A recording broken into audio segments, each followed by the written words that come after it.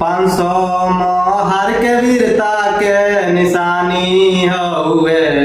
500 मोहर के वीरता के निशानी हउए। 1 जनवरी भीमा कोरेगांव के कहानी हउए।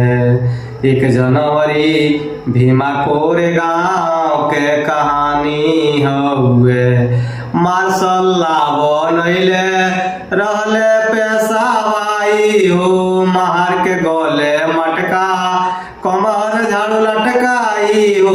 मार्शल ला बनैले रहले पेशवाई हो। महार के गले मटका कमर झाड़ू लटकाई हो। ऐसन अपमान प्रक्रांति न करे, ऐसन अपमान प्रक्रांति न करे, कौन जवानी हउए। 1 जनवरी भीमा कोरेगांव के कहानी हउए।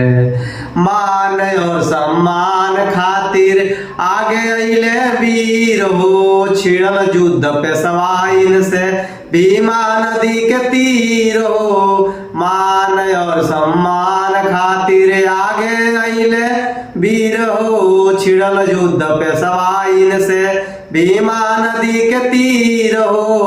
पेशवा हरले 28,000, पेशवा हरले 28,000, जीत हमर खानदानी हउए। 1 जनवरी भीमा कोरेगांव के कहानी हउए। बनल उहाँ विजय स्तंभ सबे शीश झुकावेला। हर साल बाबा साहब गइले इतिहास बतावेला। बनल उहाँ विजय स्तंभ सबे शीश झुकावेला। हर साल बाबा साहब गइले इतिहास बतावेला। जे जय भीम न बोलल मुन्ना, जे जय भीम न बोलल मुन्ना, ओकर नदानी हउए। 1 जनवरी भीमा कोरेगांव के कहानी हउए।